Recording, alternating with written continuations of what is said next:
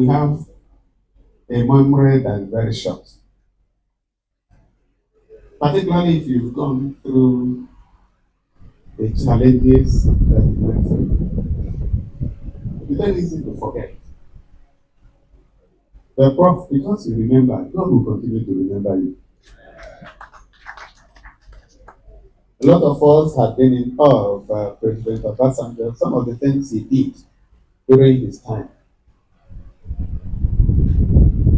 Well, you know, he was a general, like I always remind you, some of the very brave, courageous things he did. It's only him that could have done it. So at that time, 2004, giving a license to geometric and isolating Aba as a ring fence and passing it through legislation, because there was also a legislation that put everything in the hands of government. That legislation has now been disentangled, and it is on the basis of that that we set up last week the ASERA, Area State Electricity Regulation Agency. Before now, that was not possible. So, Professor Naji, I want to thank you that you remembered. And you know the support that you were getting was because you had something in your hands. If you didn't have a ring-fence island in Aba, I would probably not talk to you, even as a young banker then. But what you sold was bankable.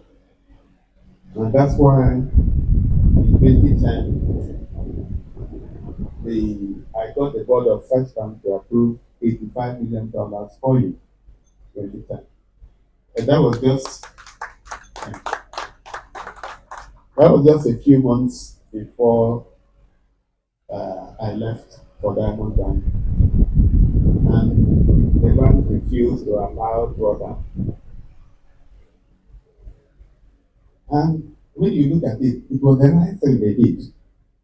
They didn't understand it. It was a novel project. And then somebody who convinced them to do it was leaving. Who is he going to leave it for? Somebody. So, and that is where the coincidence now comes in.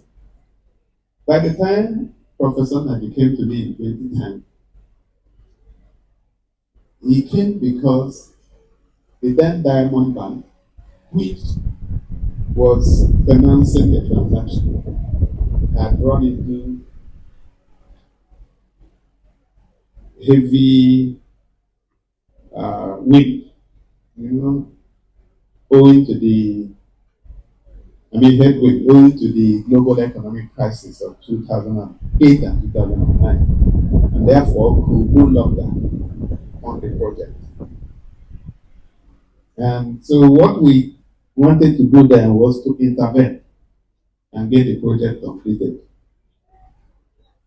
So going into Diamond Bank, naturally the project had to come back to me. But then the window was not there to continue funding the project. And I want us to also give honor to whom honor is due. That time, the central bank governor was Sanusi Lamido Sanusi, who had been a colleague, friend of mine from our UBA days. And I put up a call to him and I said, is there a way we can take out this facility into AMCON? Even though I know AMCON had already closed the new transaction. I said, open it up, open the window again, take this whole facility into AMCON so that I can have room to continue to fund this project to completion. Because if it wasn't funded to completion, all the money that have been invested will be wasted. And he understood it well and granted it that. And that was why we were able to continue funding the project at Diamond Bank.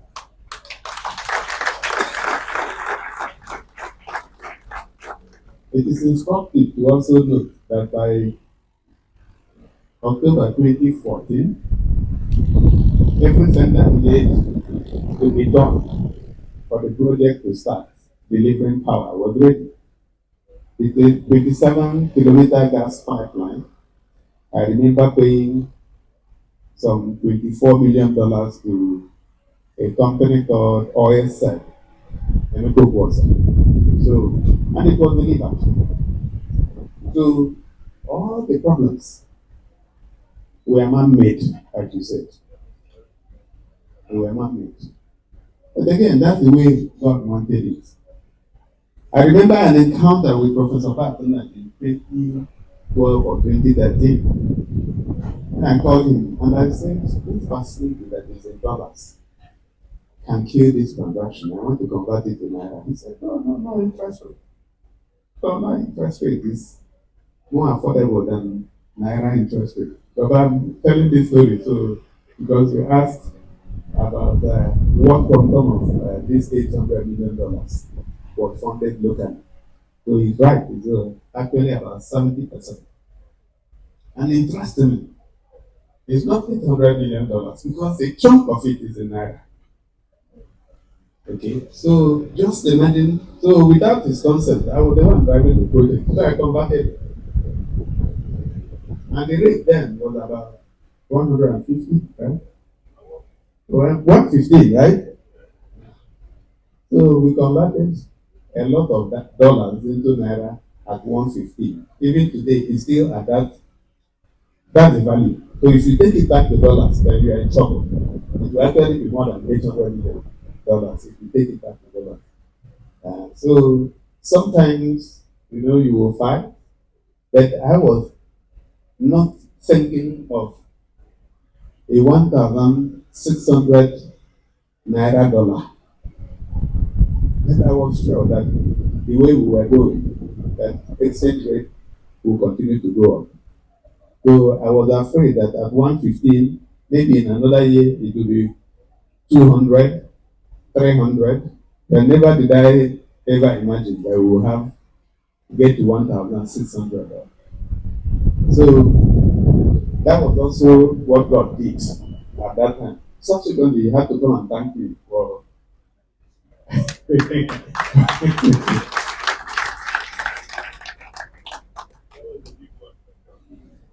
So, Baba, I would like to assure you that the discussion I had with you stands.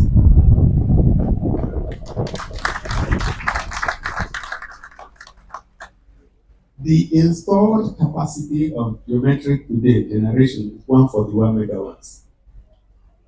I've also found a new LMS 6,000 in Ghana, the same Ghana you are coming from, that appointed Prof to, so that you can go and grab it at 47 megawatts to bring it to 188 megawatts.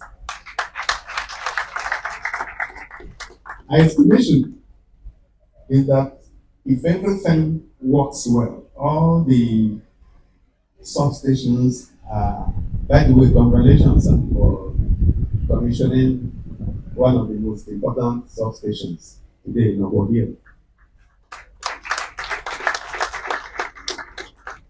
For those of us that are not technical, the level of dilapidation of some of those substations owned by NEPA before now are such that if you inject power into them, you have a blowout.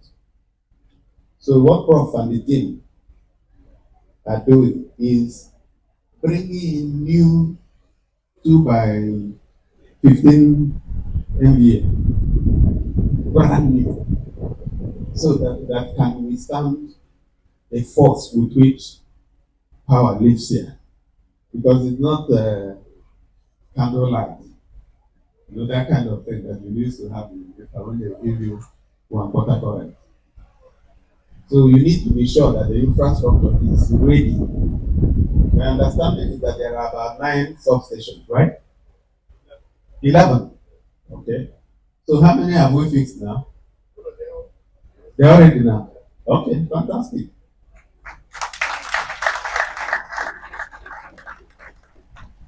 So our estimation is that with all the 11 substations ready and the 9 local governments connected.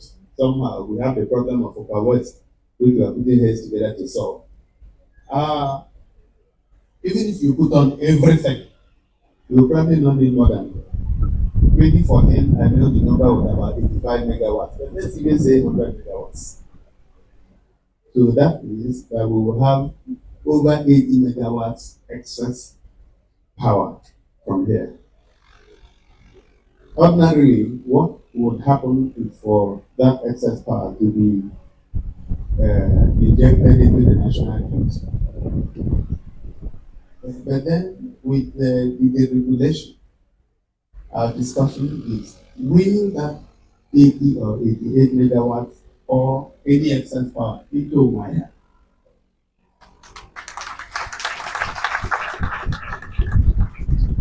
to ensure that we do not lose the power? We also are in the process of buying out EEDC and now restructuring wire as another island. We've done all the due diligence, we've done all the evaluation, and by tomorrow, we'll be making an offer to EEDC.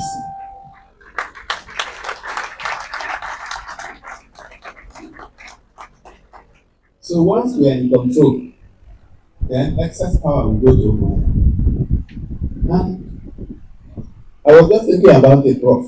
You already have the infrastructure installed here. So is there anything that says you should stop at 188 megawatts? Exactly. So we can as well be selling power to Imo, Anambra, and the rest of our colleagues. Honorable Commissioner for Power and Public Utilities has been wonderful because he understands it. He used to be a staff of General Electric, so he knows the story. So I'm going to also ask him to come and sit with you.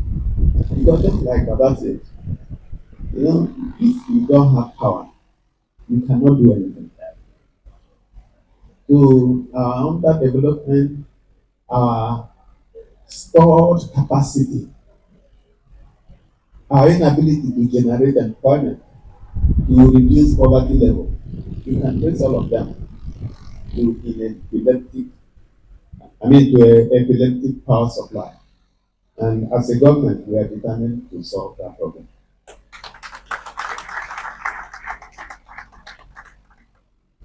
I always hold the view, even though a lot of students of economics will not agree with me, that the essence of government is to support business. And in cases where the private sector is unable to act, the public sector should move in and lead the way.